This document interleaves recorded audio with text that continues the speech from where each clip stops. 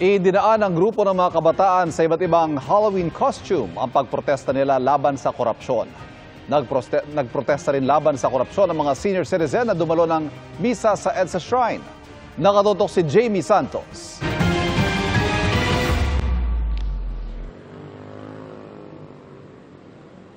Ivan, ang pagmamalasakit sa bayan at pagmamahal ay wala rang retirement age. Kaya naman ngayong Sabado, sabay nagpakita ng paninindigan at malasakit sa bayan ng grupo ng senior citizen at kabataan laban sa korupsyon.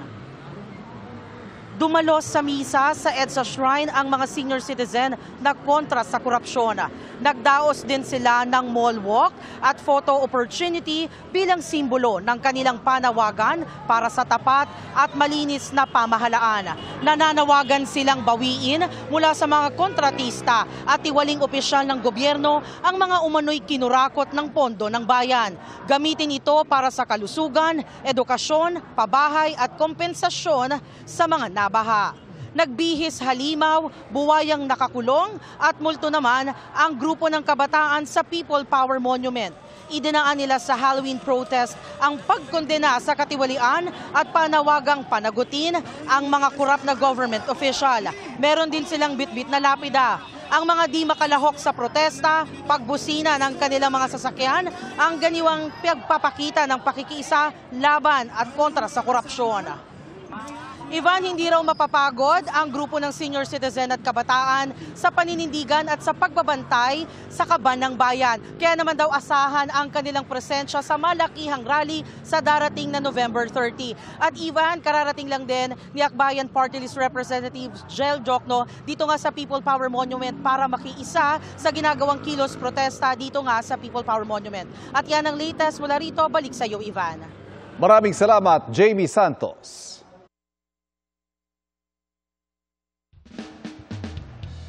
Cuteness overload ang hatid ng mga aso't pusa, maging kabayo na rumampa habang suot ang kanilang mga Halloween costumes sa Amerika. At sa London, tataas ang balahibo ninyo sa exhibit na may mga creepy display. Ang mga Halloween ganap abroad, sa report ni Darlene Kai. Mga sinumpa umanong manika, Ouija board na gamit sa pagkausap sa mga kaluluwa. Mga nakakakilabot na war trophy ng isang tribo sa Amazon. Ilan lang yan sa mga makapanindig balahibong display sa exhibit na ito sa London. Tampok ang madilim at nakakatakot na kasaysayan ng kababalaghan sa iba't ibang panig ng mundo. Sabay sa Halloween ang pag-alala sa mga yumao. Sa Mexico, ginugunita tuwing Day of the Dead ang mga sumakabilang buhay na. Patikim na sa okasyong ito ang mga naglalakihang kalansay sa gitna ng marigold fields sa Atlixco. Gawa sa paper mache ang mga skeleton sculpture na sumasalamin sa iba't ibang trabaho at kultura sa Mexico. Sa Florida sa Amerika, serving with spookiness at katatakyutan ng mga aso't pusa sa isang masquerade party noon. Hindi rin nagpahuli ang isang kabayong ala Pegasus. Giant versus giant naman ang peg for Halloween sa isang zoo sa Oregon. Mga elepante laban sa giant pumpkins. Ang mechanics, durugin ang pumpkins bago ito lantakan. Kaya naman enjoy ang mga gentle giants sa kanilang pag-stomp, smash, and chomp. Para sa GMA Integrated News, Darlene Kai, nakatutok 24 oras.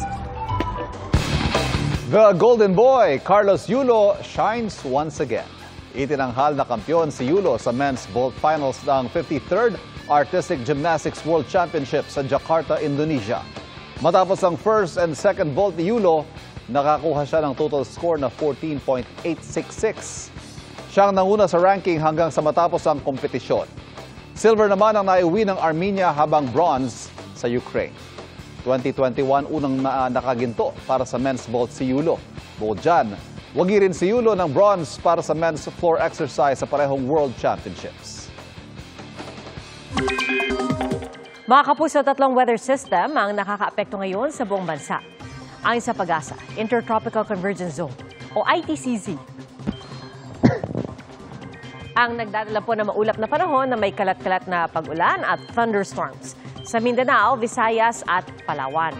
Shear line ang nagpapaulan sa Batanes at Babuyan Islands, habang easterlies ang namdam sa Aurora, Quezon, Metro Manila at natitirang bahagi ng Luzon.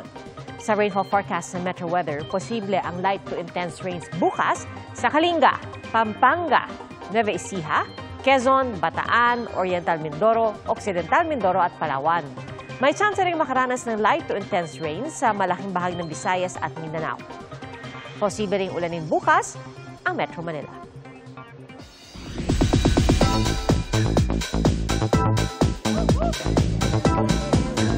Mga kapuso, nakilala natin sa nagdaang araw ang 8 housemates ng PBB Celebrity Collab Edition 2.0. At sa pagbubukas ng bahay ni Kuya ngayong gabi, marami pang surprises. Let's watch this.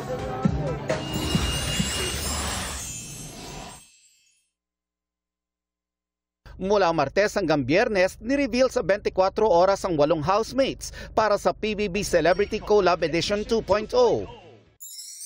Sina Sofia Pablo, Joaquin Arce, Princess Alia, Miguel Vergara, Crystal Mejes, Heath Hornales, Carmel Calyado at Marco Massa. At sa pagbubukas ng bahay ni Kuya tonight para sa Season 2 ng reality show collab ng GMA at ABS-CBN, ipakikilala ang 12 pang makakasama nila. And that's not all. May special performances ngayong gabi ang P-pop groups ng GMA at ABS-CBN, ang Cloud7 at BGYO, na may collab para sa bagong theme song ng PBB na Kabataang Pinoy na first time mapapakinggan ngayong gabi. But syempre, we have a big surprise for everyone, no, for tonight. Yung season na to brings in a lot of yung pagka-throwback and energy. We're so pumped for tonight, especially the edition is Kabataang Pinoy. So, more on the teens. Ang teen life ang i-explore natin ngayon.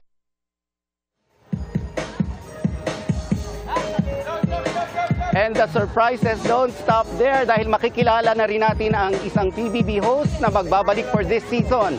Tumutok lang dito sa GMA para sa latest updates sa pagbubukas ng bahay ni Kuya. At live mula rito sa labas ng PBB House, ako po si Nelson Canlas. Pia, Ivan. Thank you, Nelson.